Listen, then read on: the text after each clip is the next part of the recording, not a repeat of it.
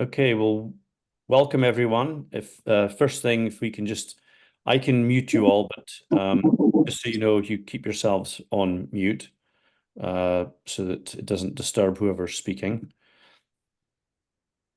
So welcome to the second Zoom meetup for the Grand Ultra for 2024. My name's Colin Geddes. I'm one of the race directors, along with my wife, Tess Geddes, and fellow race director here. Tess? Hello, everyone. Good afternoon, good evening.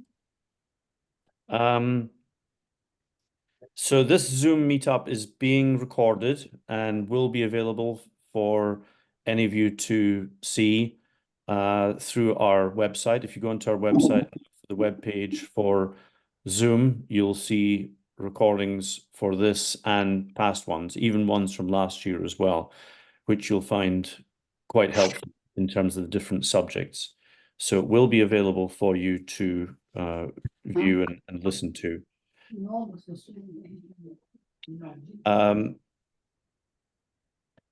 I'm very pleased, we're both very pleased to welcome Elisabet Barnes tonight, who's going to be leading the presentation and the discussion on training.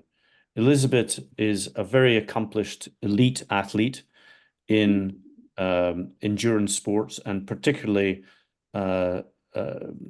stage race ultramarathons, which is her speciality, in which she's had enormous success over many years.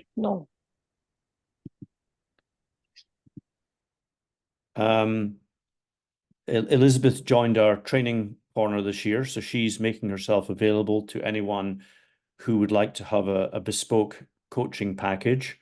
We'd certainly recommend that highly because, she always has a huge amount of success with her clients being able to get to the finish line, which is amazing the way she is actually able to do that.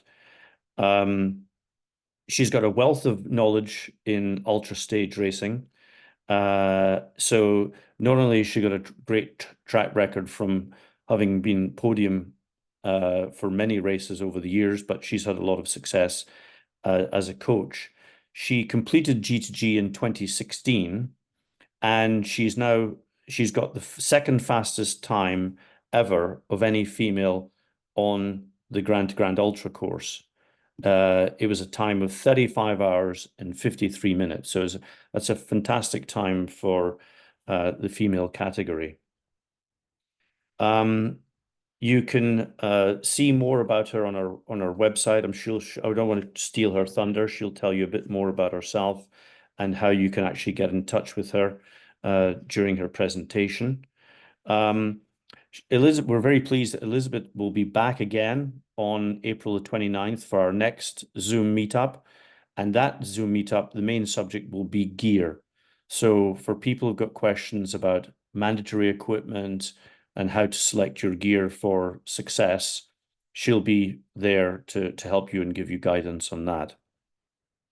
So without any further ado, I'd just like to hand over to Elisabet now. Let me just unmute. Okay, are you unmuted, Elisabet? Yeah, okay, I think I managed to do that. Fantastic.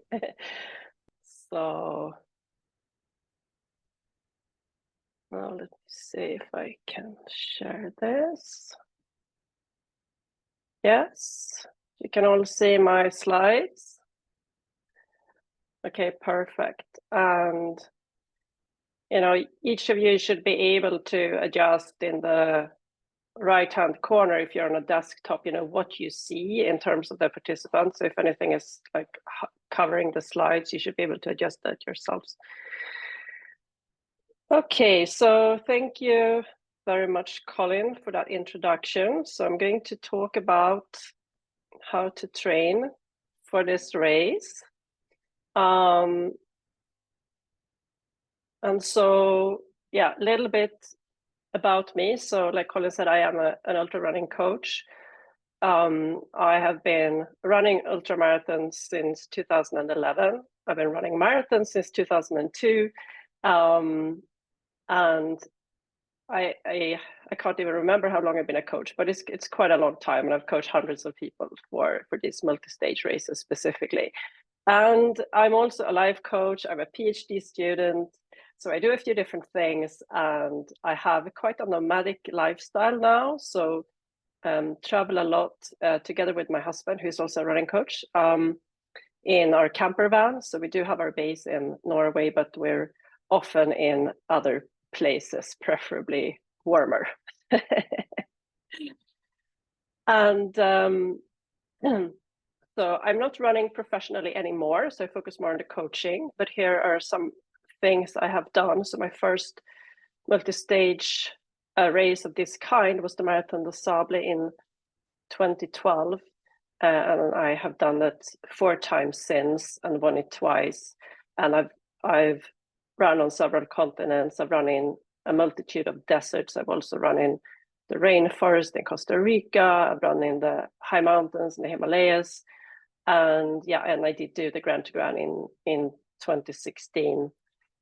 And here are a few snapshots of that experience. And it was absolutely fantastic, but I think I was the happiest at the award ceremony when it was all over.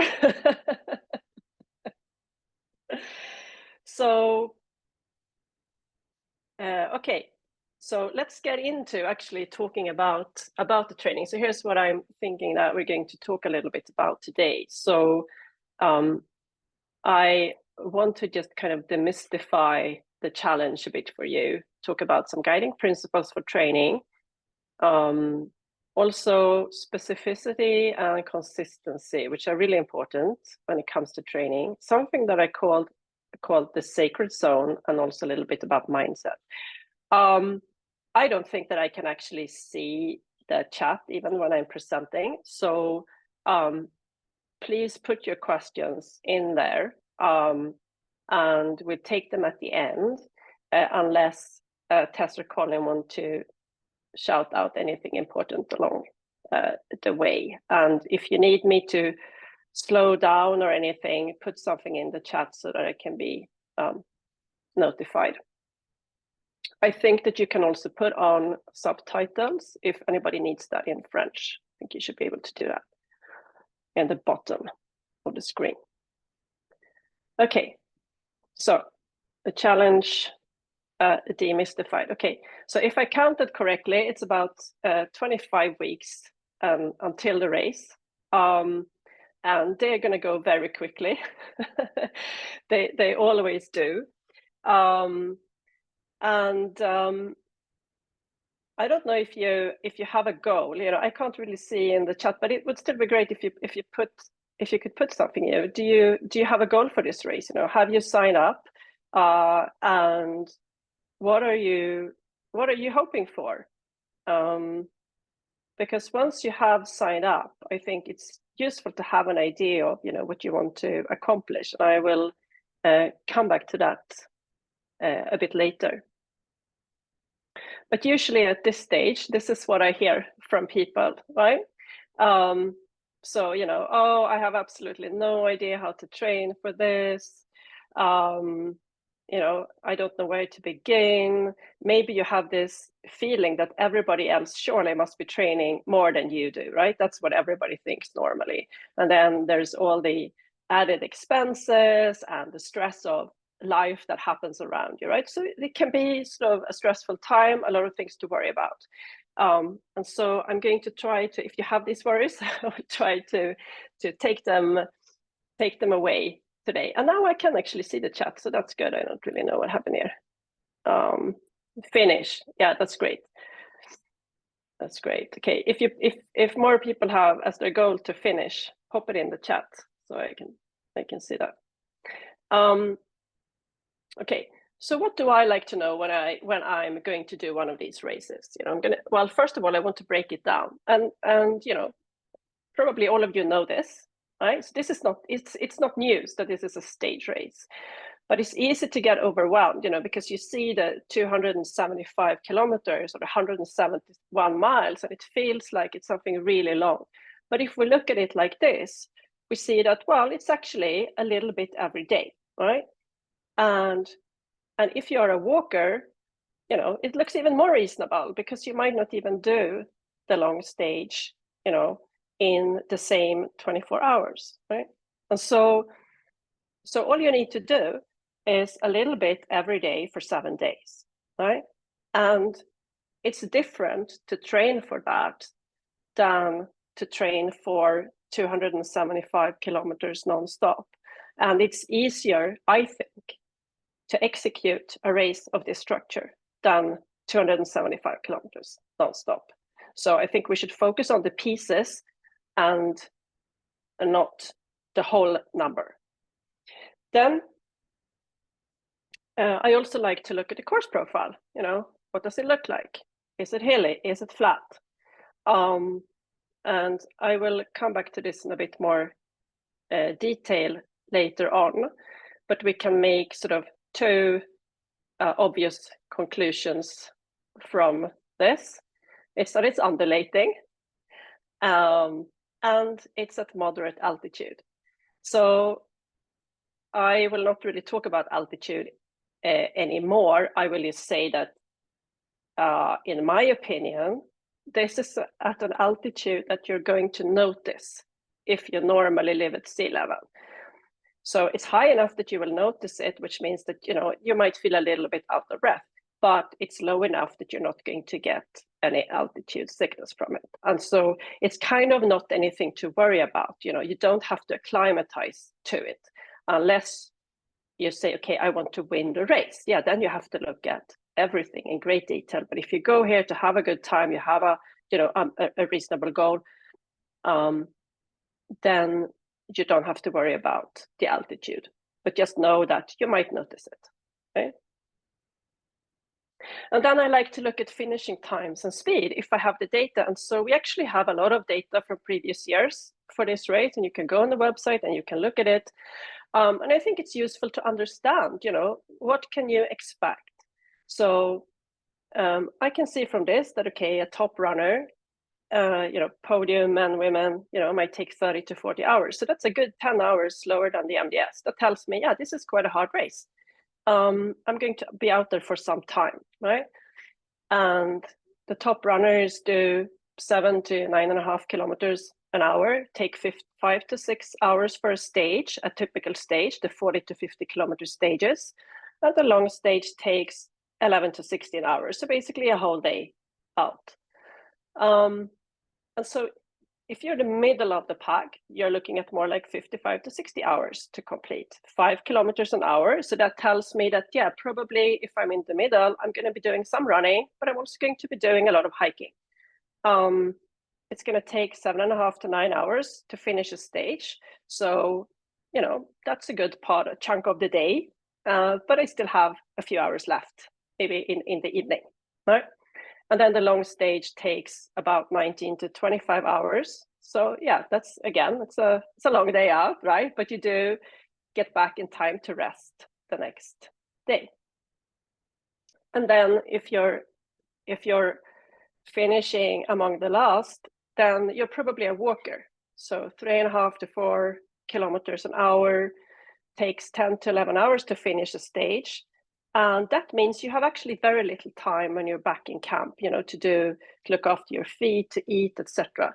And the long stage is going to eat into the following day. But so that's just, you know, it's useful to think about that, because if you can position yourself in one of these buckets or between, you get an idea of what it's going to be like and what you might need to do in training, what you might need to do with your kit, and how you might need to plan your nutrition.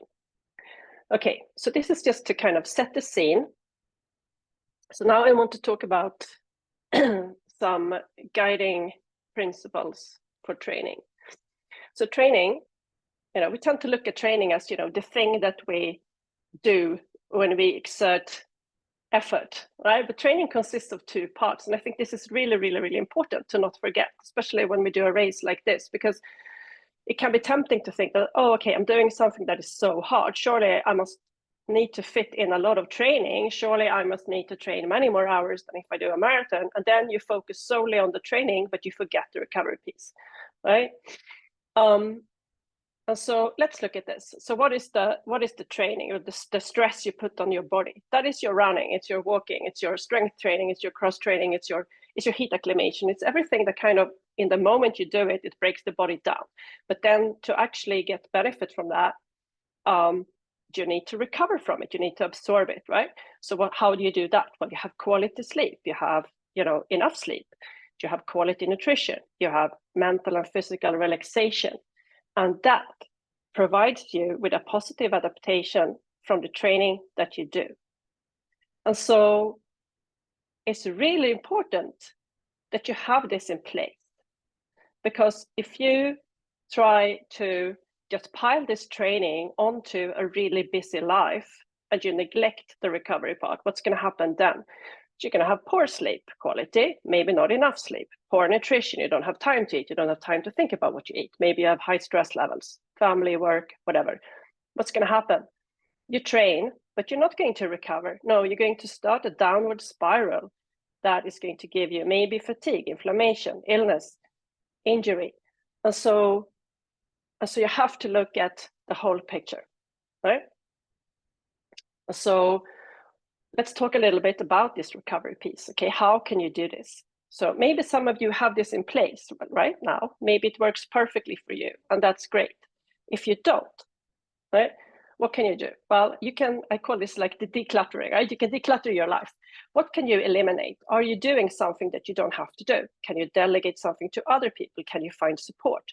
I spoke to somebody the other day and she said, oh yeah, but I have to do this and I have to do that and I have to clean the house. And I'm like, well, why do you have to clean the house? Cannot somebody else clean the house? So it can be simple things like that. And also inform people what you're doing, set expectations about your availability. And really important, protect your energy. Who do you spend time with? Are you surrounded by people who support you, or are you surrounded by people who maybe drain you of energy? And if so, can you limit your interaction with them for a while? Also, your boundaries. What do you say yes to? What do you say no to? The word no can become really, really important here, right? So whenever you're faced with a decision, whenever somebody's asking you for something, you can think, okay, will this help me achieve my goal of doing this race? And if the answer to that is no, I think you should really consider carefully whether you should do this other thing or not, right? And then make healthy choices. Okay, so are you normally a drinker? Alcohol is terrible for your sleep quality. It's terrible for your training. It elevates your heart rate. It doesn't help you, lose weight or change your body composition. And so there's absolutely nothing positive about it. So if you do drink, I suggest you stop for the training period you have for the race, because you're going to get much better results. Ultra processed foods, again, very bad. So just because you train doesn't mean that you can eat anything. It doesn't work like that. It doesn't work like calories out, calories in. No, you have to put quality fuel in. It's like, okay, you try to put petrol into a diesel car, it won't work, right? And so now you have to fuel yourself to maximize the benefits of your training and what you want to achieve. So lots of clean food, vegetables, fruit, high quality proteins, high quality carbs, and most importantly, or not least important, enough energy, right? So it's not the time to diet, right? You expend a lot of energy training, you have to get that energy back in. Super important. Okay, so this is like the background, Now we know what you're training for. We've looked at the components of the race. We've looked at the kind of the recovery structure or support that you need to put in place. So then let's look at the training. So specificity and consistency. So training should be specific and consistent. So we're going to look at what that means. So goals. What is your goals, right? So I asked you to put to put something about your goals in the chat. So I see most people have put finish. You want to finish. So I think it's fantastic that you want to finish. So so great, right? And you will all finish, right? Okay. So finishing is good, but try to get more specific, like I said before, because it's really going to help inform a lot of things for you. So I'm going to bring this up again, and I'm going to encourage you to put yourself into one of these buckets at least, right? So are you top, middle, or are you going to be at the end? And if you have no idea, I'm going to give you some tips. Okay, so I think to be in the top, I think most people have an idea of where you might be in a marathon, right? So I'm going to just make a simple comparison. I think if you want to be in the top, you're probably like around a 3-hour marathon runner to be in the top here for this race. And if you're going to end up in the middle, maybe you're more like the 4-hour marathon runner, thereabouts. And if you're at the end, you are the walkers. You might do a marathon in like 6 hours. Now, a marathon is on the road, so we can't like make a kind of a straight comparison, because you have to be good at all the factors in this race. You're running off road, you're running in heat, you're carrying weight unless you're in the supported category. You have to do it again the next day and the next day again, right? But that might help some of you. Also, if you do any other races of any distance, you can see where do you normally end up in those. Are you in the top 20%? Are you in the middle? Are you at the back? Because chances are it's going to be roughly the same here. So that just gives you an idea. So maybe you can take that away and formulate a more specific goal as your A goal. And then, the finishing is like your B goal. That's like the given. You're going to finish. But then you challenge yourself to a more specific goal. Okay, so the rest of the specificity. What does specific training mean? So endurance. We're training for long distance. We're training for endurance. So that means that the bulk of your training should be at low intensity. So if you use a heart rate monitor, it might be in zone 2, right? Why is this important? It develops the right metabolic pathways. So it basically turns you into a fat burning machine with a really big engine, right? And that is important for endurance. So it can be tempting, especially when you have limited time to train, that let's say you train you do 3 runs during the week, let's say you do 3 runs during the week. And then you might think, well, because I can't train very much, surely it must be better if I run as hard as I can when I run. Well, no, that's the wrong answer. It's not better, no? As it might seem counterintuitive, but if you run slower, you will become faster. And so also there's much less injury risk, and you're going to be much more efficient with your fuel that you utilize. So that's important. Then we have the backpack. If you're in the unsupported category, right, you're going to run with the backpack. This is a gradual buildup, both in terms of the weight of the pack, but also in terms of the training volume with the pack. So I would never give somebody the backpack for all of their runs, unless that is something that they already do because they commute to work, for example, right? So then maybe they're used to running with a pack all the time. But if you're not used to running with a pack all the time, you have to build it up gradually. Then we want to have varying terrain as much as possible. There's sand, rocks, trail, just get used to that. If you run on the road all the time and suddenly put your feet on trail, you're probably going to trip over because you're not used to lifting your feet. You're not used to running on that ground. It requires a different skill that you can only develop running on that terrain. So I try to get off-road in your training, at least the weekends, when it's practical for you. And then you need to acclimatize the heat. So I will come back to that. The altitude, we say, not of critical importance. And then we have the ascents and descents. Like I said, it's not a flat race. So there are some flat sections, but mostly it's it's undulating in one way or another. So I'm going to pull back up this course profile and just give you some examples of what specific training might look like. So, from this, you can derive, some rough estimates.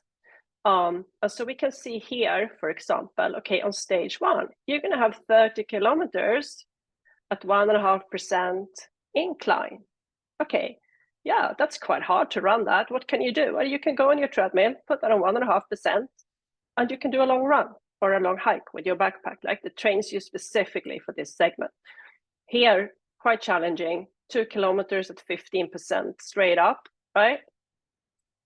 That's good to train for. So maybe you, if you don't have access to something like this naturally, maybe you go and put your treadmill on 15%, or maybe you go on the Stairmaster with your backpack on, right? You try to simulate some of the challenges you will face in the race. And a lot of people think about the uphill, but forget about the downhill. But you can see here, there are a lot of downhills here, right? Because we go up, we also have to come down. And so it's almost as much downhill as uphill in this race. So already on day 2, you have a really long descent. I put 12 kilometers here, but I think like overall it's longer. And so what does that do? It really kills your quads unless you have trained for it. And so you don't want to come to the end of day 2 with really tired quads. You want to be able to keep going for the following days. You also have to train downhill before the race to build up that strength and that's train that specific movement. Because it's actually, it seems easy to go downhill, but actually for the muscles, I would say it's harder than uphill. So by studying the information you have, you can figure out what specific training means for this race and incorporate it where possible. So I just put here, some sample training sessions that, you might want to include. Bearing in mind that everybody's schedule is going to be different, but for the endurance, you want to have easy runs. That's your bread and butter in your training, and they can be short. They don't have to be long. Maybe you have 40 minutes, fine, you go out for an easy run. It's the total volume that counts. Maybe you do long hikes with a backpack. Maybe you do some undulating runs on trail and sand where you can find it. You want to do hills. If you can't find long hills, you do repeats, up, down. Maybe you go on the treadmill. If you have a really good treadmill, it can do downhill. That's pretty cool. And maybe you want to do some general strength work and fitness, yoga, Pilates, stretching, cross training.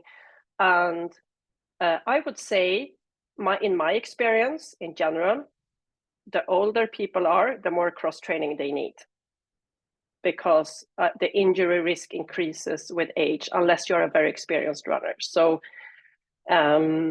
and especially for this race where you will find yourself in sections, maybe hiking with a backpack, or you have a challenging, a steep downhill section you need to navigate. You want to have a strong core, you want to have strong glutes, strong legs, so that, you can manage these sections.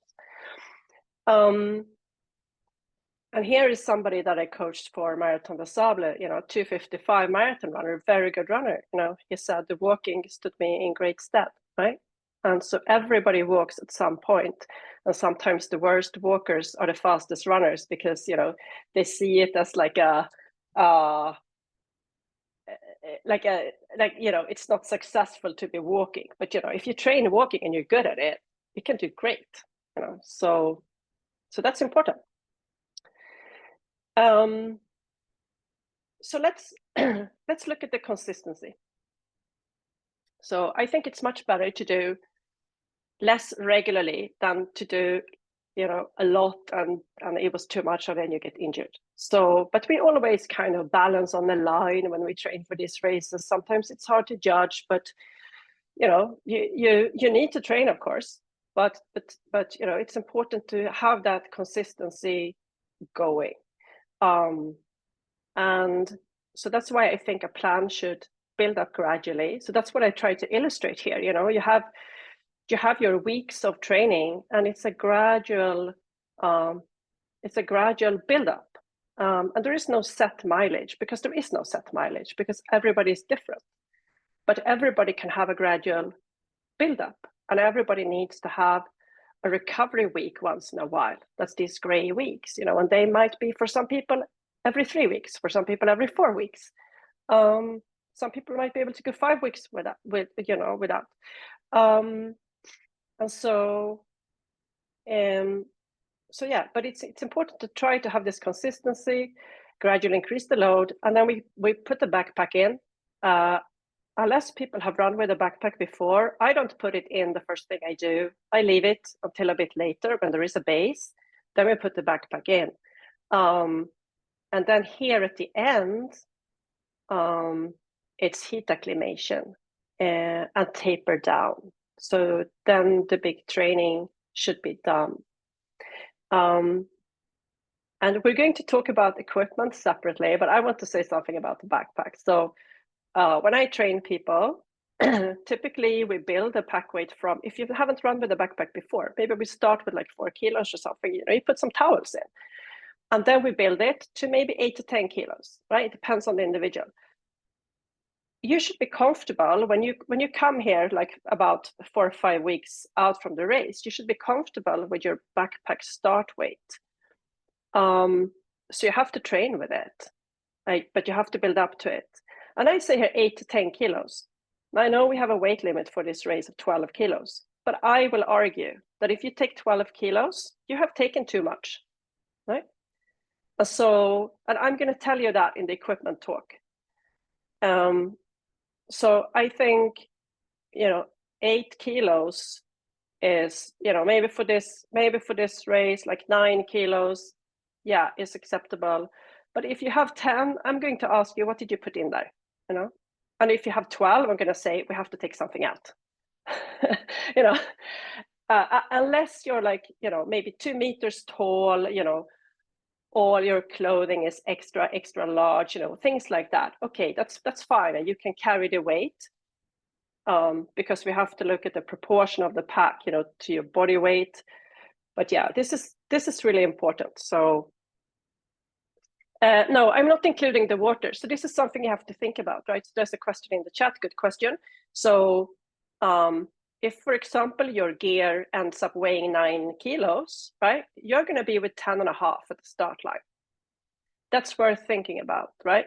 Because I can tell you that every 500 grams that you put in your pack, you're going to notice that. So yeah, but you will notice that when you start training. So here I just added a couple of examples to show you what things can look like. So this is for the MDS, and one client averaged in the final 4 months before the race 100 to 120 kilometers a week. This is an experienced runner. Did some walking. The longest training run was 40 kilometers. So you see, we're not doing outrageous distances here, right? I want to point that out, because you can't go and do really long distances in training. You're going to get injured from that. It takes too long to recover from it. It's different if you're a runner that have, you're very top elite. Maybe you can manage to do 200 kilometers a week, yes, then you can have 50 to 60 kilometer training runs, but most people cannot have that. I usually cap it at about 20 miles, right? So think about that. So this person ended up in the top 9%, right? So that's a really good result. And then we have my other client who ended up in the last 15%, so more of a kind of a walking approach here. And he trained 53 kilometers a week on average. So that's just over 30 miles a week. And the longest training run he did was 5 hours. Actually, it was a walk, and he never did a marathon even before he came to the MDS. But he was patient. He took his time. He managed the heat well. And he was actually the only person in his tent who finished that year. So you can see here, right? Training can look very different, right? Do I think that 50 kilometers a week is enough? I mean, clearly it was enough, right? But I think it's sensible if you can do a bit more, you know, because you're taking on a very big challenge. So I think it's good to do more. But I just want you to not believe that you have to go and do like 100-mile weeks, because for most people that is not possible. But a lot of people think they have to.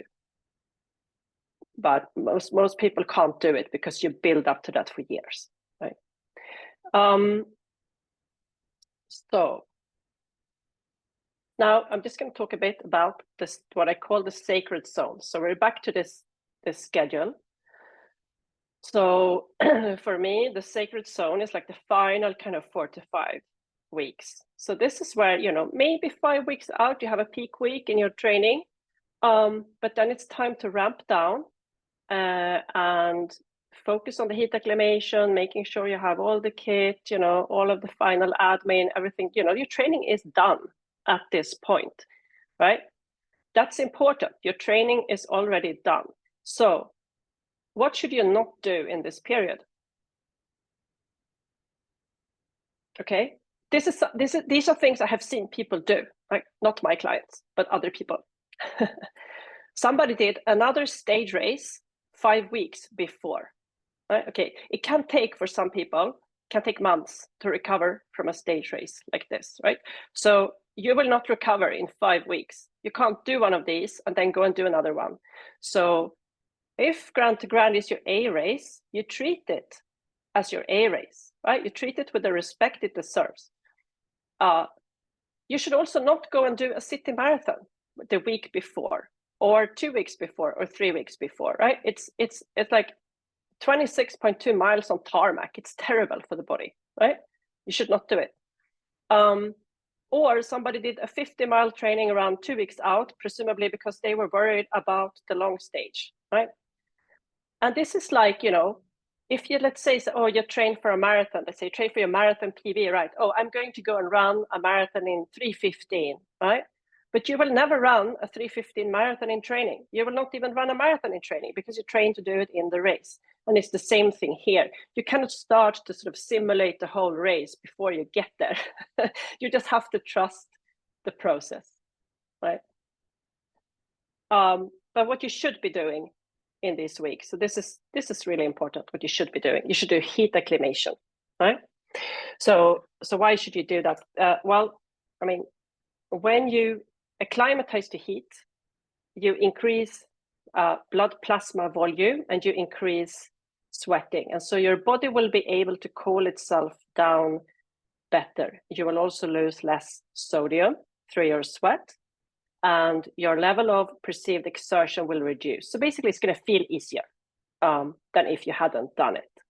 And what many people don't know is that when you acclimatize to heat, it actually helps your gut to perform better, because when you do endurance exercise, and even more so in the heat, there is damage to the gut lining, right? So basically you can get like what's called leaky gut. And also you get less blood flow to the stomach. So it's more difficult to eat. It's more difficult to digest the food that you take in. So actually a lot of people can get ill in the heat. And so it can happen that you get ill and you think, oh, it must have been a stomach bug, you know, but no, it was just the heat, you know, because the symptoms are the same. So there are many reasons why you should acclimatize to heat in a race where it can be hot. And also heat acclimation can help actually with performance at altitude. So it can kind of double up a bit as your altitude acclimation. So now you have even a bigger reason to do it for this race. And so how do you do it? Well, if you have the luxury of a heat chamber, you know, at the university or something, you can use that and run in a heat chamber. Otherwise, you do hot yoga, you can do hot baths or sauna after training. And you do it in the final 1 to 3 weeks, quite close to the race, 60 to 90 minute sessions. You know, if you go in the sauna, maybe you have to build it up. Maybe you have to start with 5 minutes before you can do like an hour. But, you know, try to get like 10 sessions in of whatever you're doing. And that's going to greatly help you. And I think I have 4 blogs on my website about this, so you can go to this link if you want to read more about this. Okay, so that was like more the tangible stuff. So I'm going to just talk quickly about the less tangible stuff, and then we go to questions. So a lot of this that we talked about, it's in your control. I'm going to argue that you can choose your outcome in this race. And this might sound a bit out there, but I manifested my win in the 2017 MDS. My win didn't happen in that race. My win started in October, 6 months before the race. And it is your mindset, it is that commitment that is going to give you success in this race. I see as a coach, I see all the time, right?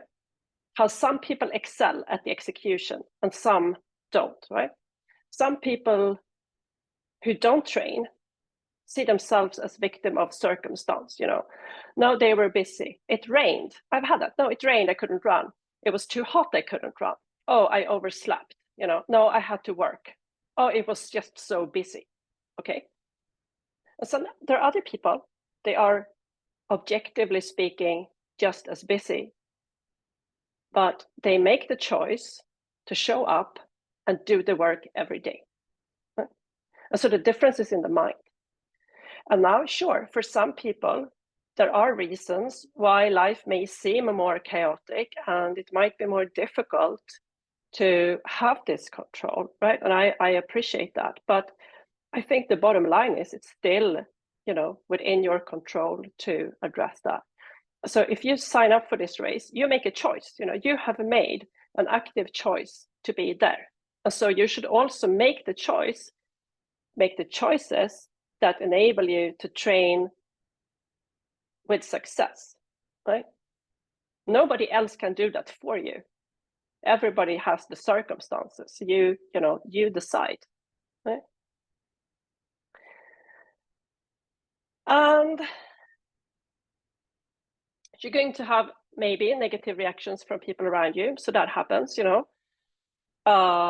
Some people might say that you're crazy, that, you have a midlife crisis, that you will never finish, that you're selfish. People hear these things. It's sad, but it's just that some people project maybe their own, envy or insecurities on you. And so these are the people that you just, can't waste your energy on. And this is, coming back to what I said in the beginning, right? Some people, maybe you just have to eliminate them from your life for a while, if you can, right? It's hard if this is your partner, sure. But maybe, if it's someone else, it's easier. And so try to find people who support you instead, who can feed you with positive energy, right? And also, take comfort in that if you have made this decision, it's possible to reach your goal, right? So don't let anybody tell you differently. And, part of the training is to visualize yourself.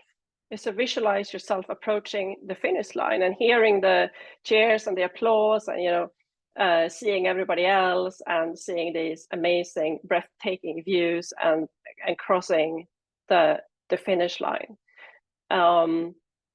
And one of my clients said this, oh, I never think about if I will finish. I just think about how.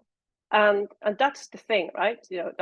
Focusing on the how is a much more productive use of your time and your energy. So this is a positive mindset to choose, and you can choose that. You can say, when I finish, instead of if I finish. No, when I finish, in your mind, you have already finished. And then you think about how, So forget about the if, like leave the doubts behind, fill your mind with the success, with the positives. And yeah, I really like this quote. Our life is what our thoughts make it, right? So you have the power to choose this mindset. And all of this is a really, really important part of the training, because it's about your commitment. And so if you, for example, haven't signed up yet, if you're sitting on the fence, right? The longer you sit on the fence and wait, the less committed you are, right? But the point when you commit, you make a choice, right? That decision, and then you can move forward. So that was it. That's what I have for today, guys. So you can email me with questions. You can read more about me on my website and the coaching that I offer if you're interested in that. I also offer just one-to-one consultations. If you don't want coaching, but you want to have a private call with me to talk about, anything, you can book that, and you can follow me on Instagram. So, right. So with that, I'm going to stop the share, and we can see if we have questions. Can I just jump in here, Elisabet? Yeah. Yeah, great. Well, thank you very much. That was just an excellent presentation. I've never seen such detailed analysis of how to train specifically for our race in terms of the ups and downs and the distance across sand, etc. So that was just fantastic to see that. And I think a lot of people would have learned a lot from the presentation today. There's just so much to take away. So thank you for the benefit of your experience across so many races, and also specifically having done the Grand to Grand Ultra. I like the fact that you split it up also between elites and walkers, and that you've got experience of training both, because I think there'll be a real mixture. We always have a mixture every year. And as you said, splitting them into each bucket is really important, and managing people's expectations, because there are some people who've done multiple stage races, and some people it's their first one ever. And it's a really appropriate thing for them to think about, which bucket are they going to be into? And I think a lot of people tonight would have made them think about where are they going to be in that. And the sort of the feedback we get from people is that the elites, they're trying to get podium or win their category, and they're so busy racing they don't actually see the course. But the people at the back actually have a better time because they're chatting away to each other, they're joking, they get to stop and see parts of the course. And the people up front said, oh, we never saw that because they were too busy running it. So it's really horses for courses. Some people love the experience and being there with everyone else and being at the back of the pack. And quite often they actually even have a better time than the elite runners. So one thing I was going to say is that we typically have about a 20% DNF rate, which is higher than MDS. And our race is tougher than MDS. It's a little bit longer. We do have the altitude, which makes a difference for people coming from sea level. It's got more soft sand. But what we tend to find is that for most people who DNF, it's usually a nutrition issue. So you had that slide there talking about your gut and not being able to handle the heat. I don't know if you wanted to talk a little bit more about that, but that's what we find is the single biggest reason as to why people drop out. It's always about, they've not prepared themselves enough, and by the second or third day, they're finding it hard to eat. Yeah, I mean that is something that I see, repeatedly in these kinds of races, and people tend to neglect, the heat acclimation because they go like, oh yeah, I'm sure I'll be fine after day one or something. But it's so easy, when you sit at home, if you don't live in a hot location. I mean, even if you do live in a hot location, because maybe you're just in aircon all the time, right? So even I have to say, if I have clients in like even the Middle East right now, you have to actually go outside and run, in the heat, right? Because not everybody does that. It's easy to neglect it and not understand the full implication of that. But yes, it does definitely impact your ability to digest your food.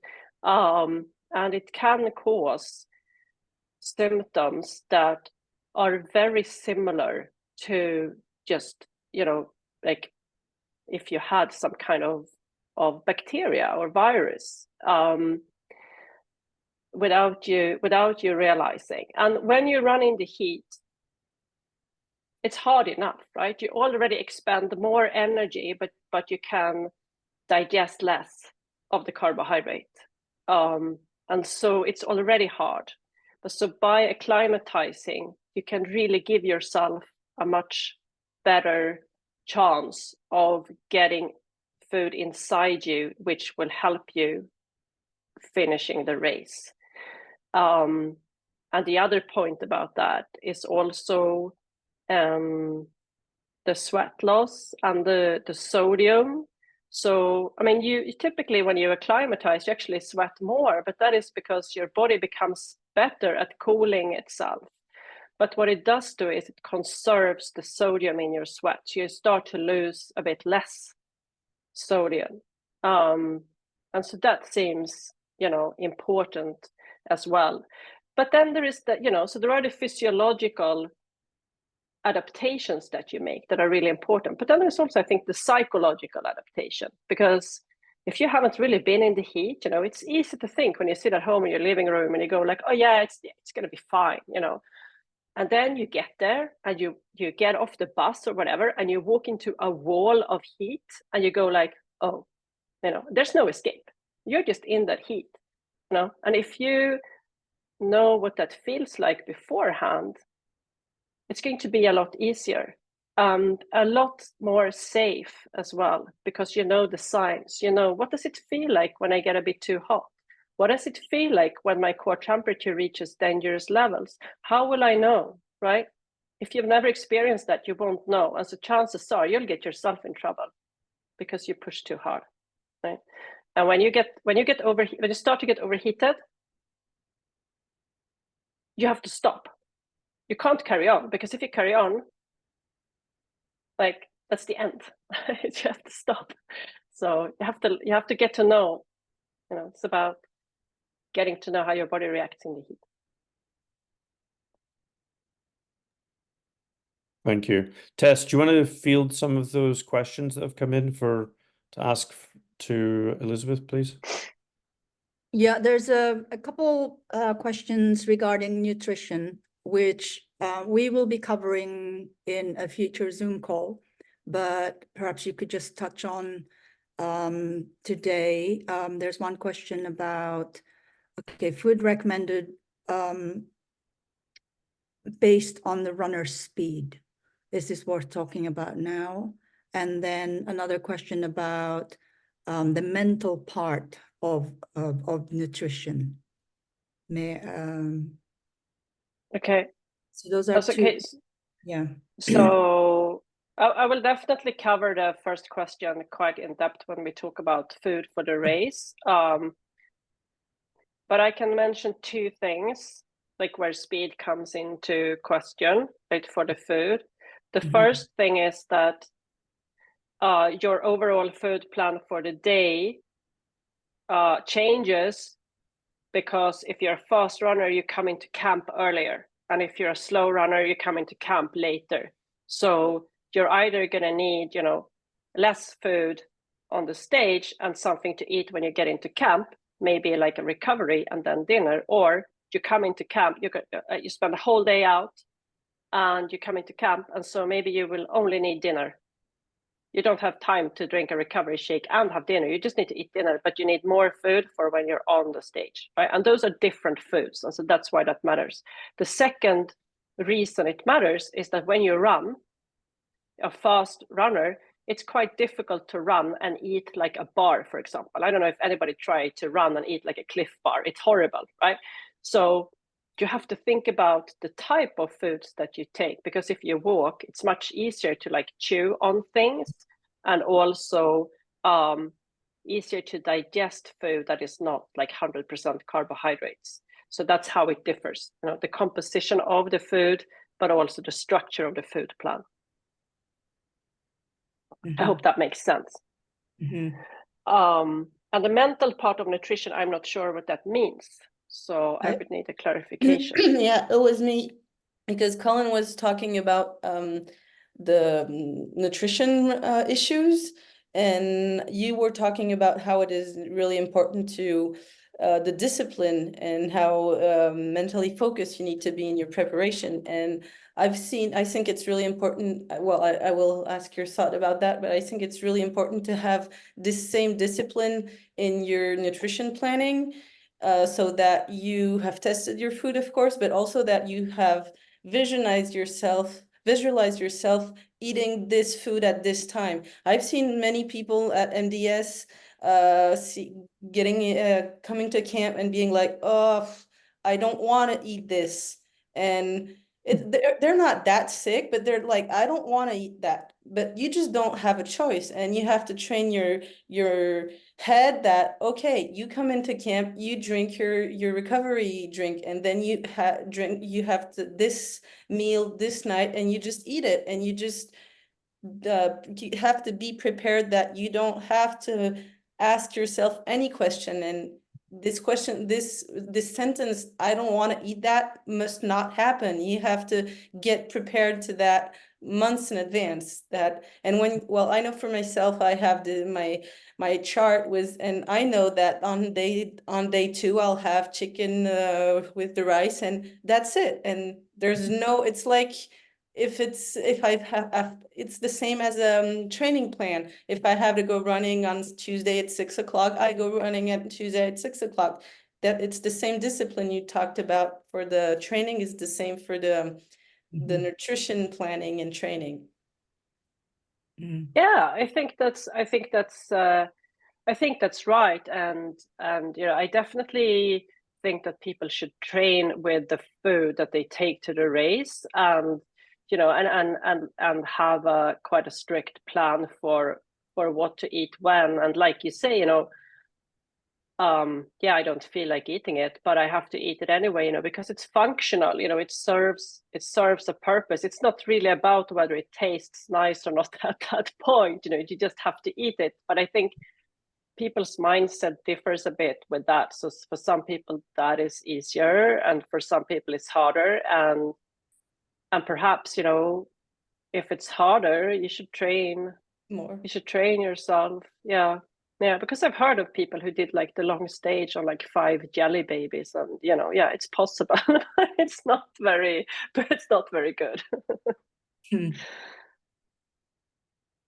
There's another question on training on sand.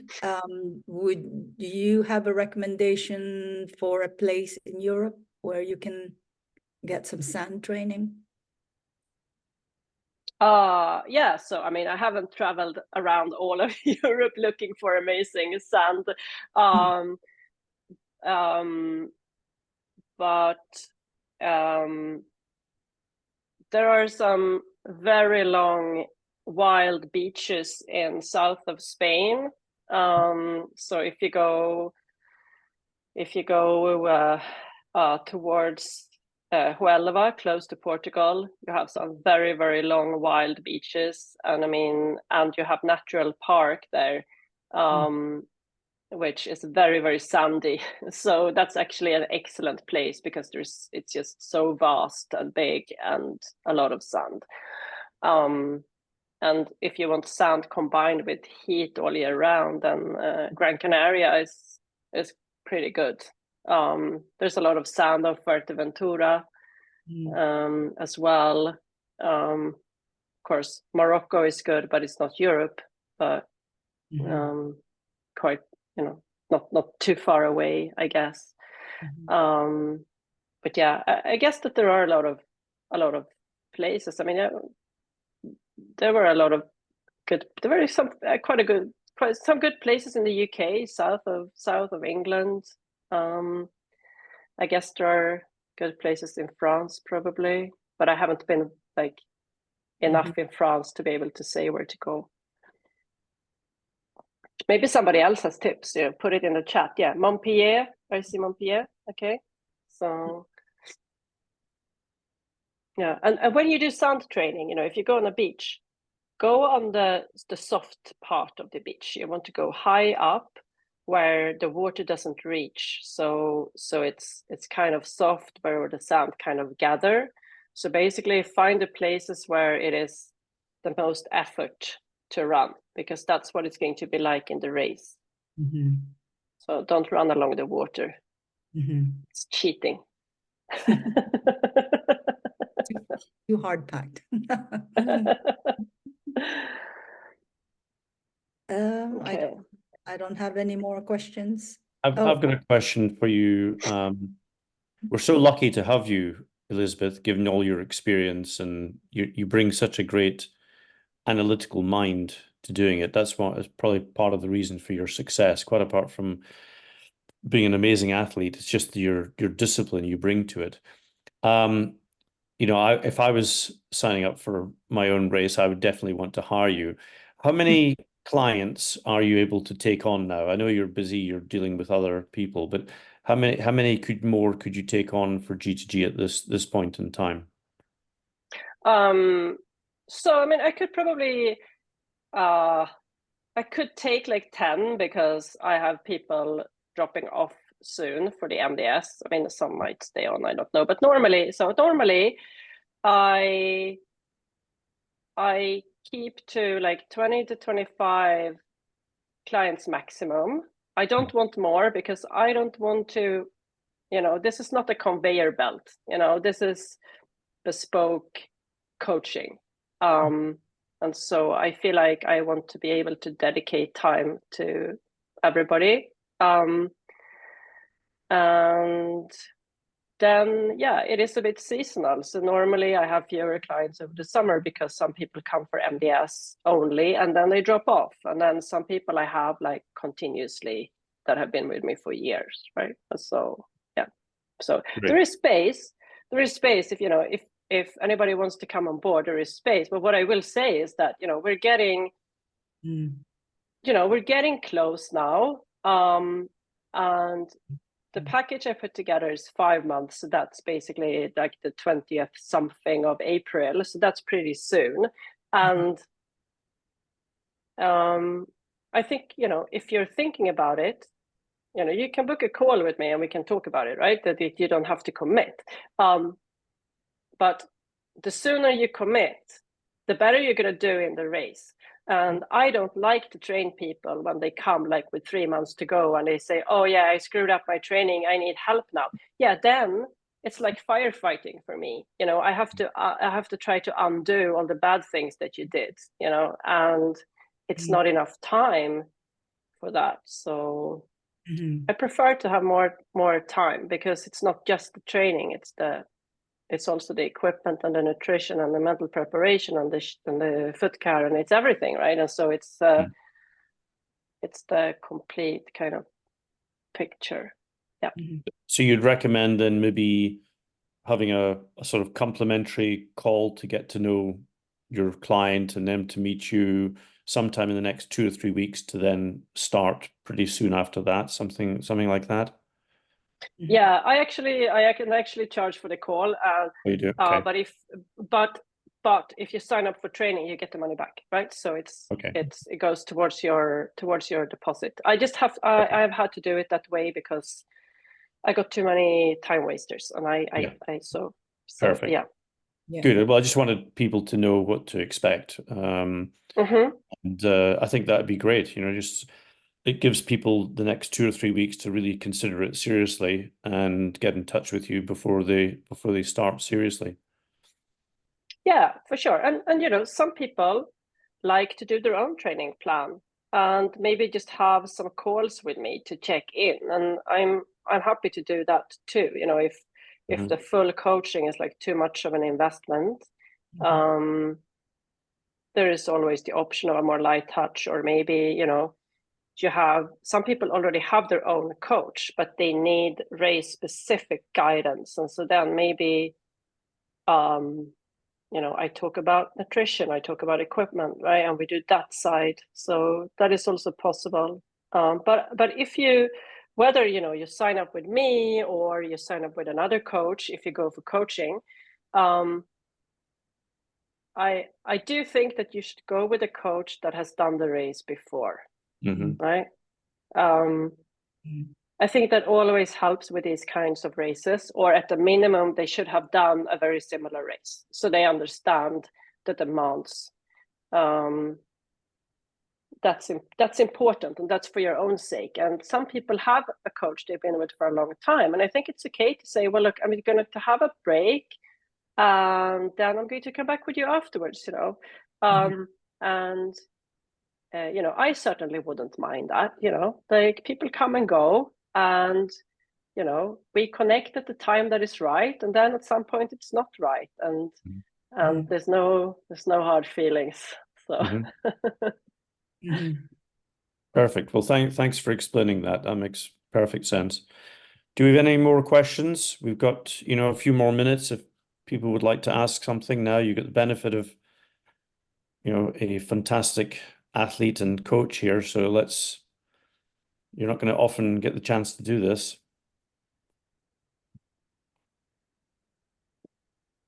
I see somebody wants to come to don't be Argentina. shy. You can raise your hand or unmute. No questions. Okay. Can we send you plan? Can you, what is, I understand, yes. Yeah, so if I understand it correctly, right? So what I can do is I can do one-to-one consultation, where if you already have a plan, I can review that plan for you and give you input, and I can say, okay, you know, this is good, maybe change this, maybe tweak that, right? So I can do that. So that would be just maybe, you know, an hour of my time or something like that. Yeah. Okay. Okay, good. Well, I think, Tess, shall we just wrap it up here? There's one question for Aurélie. Aurélie, is Aurélie still there? Yeah, she's there. Peux-tu lui demander si on peut le No, envoyer? it's Oui, for oui, Aurélie. elle a dit Ah, oui, oui. on peut lui envoyer le plan et elle regarde et en fait elle a un tarif juste pour les calls en fait, elle fait du conseil ponctuel, donc on peut lui envoyer, passer 1 heure au téléphone. Par contre voilà, chaque call est facturé, je sais pas quel tarif, mais ça faut lui demander par email. C'est sûr. Ok, c'est bon. Merci. Mais pas en français. Got it. Ah, ok. C'était pour Séverine. Ok. Oui. Oui. Ok. Bonsoir. Bonsoir. Okay. Great. Well, No as I question. said, we've got this has been recorded, so you guys, if you need to refer to it and see any of Elisabet's great slides and analysis, that'll be able to access on our website. And we'll have Elisabet back again on Monday, the 29th of April, this time to talk about gear selection and how you can choose the right gear to keep your pack under 10 kilos. So that'll be a great challenge for you to look for. And I think the first thing that Elisabet always says is the first piece of gear you buy is your pack, and everything else flows from there. So we look forward to having her back on the 29th. Okay. Thank you once again, Elisabet. It's a really insightful evening. Thank you. Thank Elizabeth. you, everybody. Thanks for coming. Thank I you, appreciate everyone. And Thank thank you you. everyone for turning up tonight and making it interesting. Thank you. Thank you so much. Good luck with your training, and we'll see you on the 29th. Bye. Bye bye. Good evening. Bye. Bonsoir. Bonsoir. Bonsoir. Bonne soirée. Ciao. Bye. Bye bye. it. Bonne soirée. Thank you.